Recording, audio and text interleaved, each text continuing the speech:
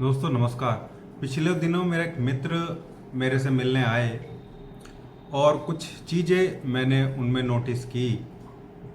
उन्होंने भी मुझे बताया कि पिछले कुछ दिनों से मुझे लगातार थकान है, एनर्जी की कमी महसूस दे रही है, थोड़ा वेट भी गेन लग रहा है, जैसे वेट बढ़ता जा रहा हो, और ठंड के साथ में इनटॉलरेंस बन रही है, यानी कि ठंड थोड़ी ज़्यादा लग रही है और नॉर्मली पंखे से या हवा में थोड़ी या एसी में पड़ने से प्रॉब्लम होती है। कोल्ड की इंटॉलरेंस इसको हम जनरल भाषा में बोलते हैं। स्किन थोड़ी ड्राई हो गई है, थोड़ी खुरदरी टाइप की स्किन लगती है। हेयर फॉल पिछले कुछ दिनों से बढ़ गया है और हैबिचुअल कॉन्स्टिपेशन पहले कभी कभी हो जाता था, अब जो है वो कॉन्स्टिपेशन भी लगातार रहने लगा है। थकान और लिथार्जीनेस बहुत ज़्यादा है। इसके अलावा थोड़ा डिप्रेसिव फील कर रहा हूँ, ये मुझे बोला उन्होंने। और मुझे थोड़ी ऐसी सैडनेस भी नज़र आती है कि भाई मैं थोड़ा सा घुलने मिलने में प्रॉब्लम है, मेरा फेस थोड़ा पफीनेस लिए हुए है, कई बार यहाँ आंखों के नीचे भी थोड़ी बहुत स्वेलिंग मुझे नज़र आती है और मेरी आवाज़ भी थोड़ी बदली हुई लग रही है। उन्होंने मुझे बताया कि कई बार खाने में भी थोड़ा प्रॉब्लम नज़र आती है, जैसे यहाँ कुछ मेरा अटक गया हो। कई बार मेमोरी के इशू नज़र आते हैं, कुछ चीज़ें मुझे वाइफ बोलती है या घर से बोला जाता है और मैं उसको अक्सर भूलने लगा हूँ, जो पहले नहीं होता था। मैंने सारी चीज़ों का सिम्टम उनका कलेक्ट किया और कलेक्ट करने के बाद जो सीधा का सीधा निकल के आया कि इनको थायराइड की प्रॉब्लम हो गई है और थायराइड जो है वो इनसफिशिएंट काम कर रही है, अंडर एक्टिव हो गई है, हाइपोथायराइड की कंडीशन है। हमारे ब्रेन में एक यहाँ हाइपोथैलेमस नाम की ग्लैंड होती है, एक पिट्यूटरी ग्लैंड होती है।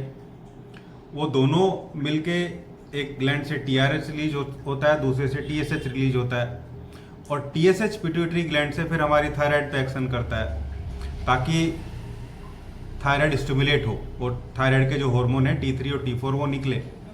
जब मैंने उनकी रिपोर्ट कराई तो T3 T4 तो लगभग नॉर्मल थे, लेकिन TSH बहुत ज़्यादा था, 35-36 के आसपास। ये रिपोर्ट मैं यहाँ लगा देता हूँ। उसके बाद फिर कुछ स्पेसिफिक दवाइयाँ हमने स्टार्ट की होम्योपैथी की, जो मैं आपको बताने वाला हूँ। और कुछ दिन बाद दूसरे टेस्ट में उनका TSH बहुत तेज़ी के साथ डाउन हुआ और वो 10-12 के आसपास आ गया और धीरे धीरे वो नॉर्मल होने की तरफ है। सारे सिम्टम भी अब सबसाइड होने लगे हैं। तो ये स्थिति बनती है, जब भी ऐसे सिम्टम आपको शरीर में अपने देखने को मिल रहे हैं तो आपको अलर्ट हो जाना चाहिए और बहुत अच्छे तरीके से होम्योपैथिक मेडिसिन को यूज़ कर लेना चाहिए। अब मैं आपको एक कॉम्बिनेशन पेटेंट मेडिसिन बताऊंगा जो बहुत इफेक्टिव है, जिसके बहुत ही बेहतरीन रिजल्ट देखने को मिलते हैं, और 3 आपको मैं क्लासिकल पोटेंसी वाली दवाइयाँ बताऊंगा जिनमें से कोई एक मेडिसिन आपको लेनी है। सबसे पहले इन क्लासिक मेडिसिन को देख लेते हैं, फिर अपनी गोल्डन पेटेंट मेडिसिन की तरफ चलेंगे। क्लासिकल मेडिसिन में अगर आप बहुत ज़्यादा डिप्रेस फील कर रहे हैं, डिप्रेसिव हैं, सैडनेस है बहुत ज़्यादा, नमक खाने की इच्छा थोड़ी बढ़ गई है, तो नेट्रम्ब्यूर लेना है। नेट्रम्ब्यूर 200 पोटेंसी की 2 बूंदें हमें जीभ पे डालनी है और इसको सप्ताह में केवल 1 बार या 2 बार लेना है, जैसे मंडे को और फिर सैटरडे को। ऐसे 2 दिन आपकी 2 बूंदें लेंगे, सुबह सुबह खाली पेट। दूसरी दवाई है थायरोडिनम। ये बहुत खास दवाई है। इसमें भी जब कोल्ड के प्रति ज़्यादा इंटॉलरेंस है, वेट लगातार बढ़ता जा रहा है, हाथ पैर जो है हाथ लगाने से ठंडे नज़र आते हैं, तो थायरोडिनम 200 पोटेंसी की 2 बूंदें, इसको भी सप्ताह में 1 बार या 2 बार सुबह सुबह जीभ पे डाल के लेना चाहिए।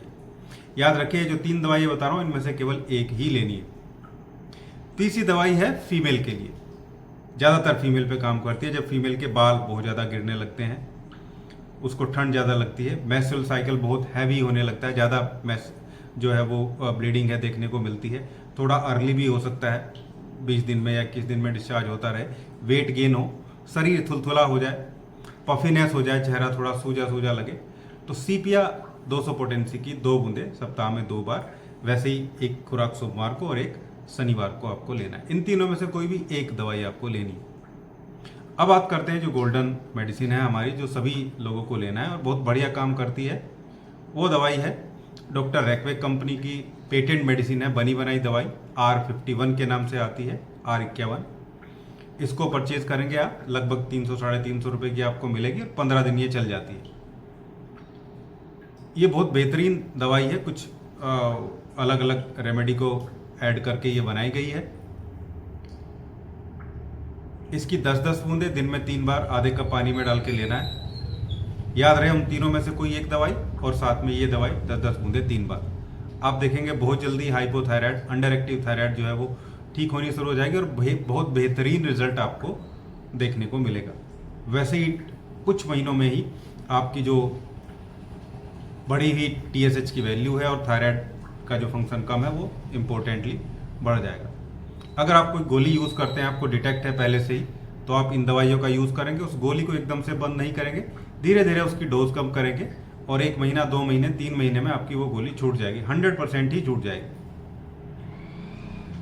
लगभग हर पेशेंट को जिनकी दवाइयाँ चलती हैं, इसी तरीके से हम उनकी जो दवाइयाँ, जो गोली चलती है, उस गोली को धीरे धीरे डोज कम करते हैं। मान लीजिए किसी का 75 mg चल रहा है, तो पहले 75 mg डेली ले रहे हैं, फिर उसको हम एक दिन छोड़ के करते हैं, फिर 50 mg करते हैं, फिर 25 mg करते हैं, फिर एक दिन छोड़ के करते हैं, फिर सप्ताह में 3 दिन करते हैं, फिर सप्ताह में 2 दिन, और ऐसे करके वो गोली धीरे धीरे बंद हो जाती है। ऐसा लगभग 2 महीने में इसको हम कट डाउन करके पूरे तरीके से बंद कर देते हैं। ये था आज का वीडियो। हाइपोथायराइड यानी कि अंडर एक्टिव थायराइड में होम्योपैथी में हम क्या दे सकते हैं, कितने बेहतरीन तरीके से हमारी दवाइयाँ काम करती हैं। उम्मीद करता हूँ वीडियो आप लोगों को अच्छा लगा होगा। वीडियो अच्छा लगा है तो लाइक करिएगा, शेयर करिएगा और चैनल को सब्सक्राइब भी ज़रूर करिएगा। धन्यवाद।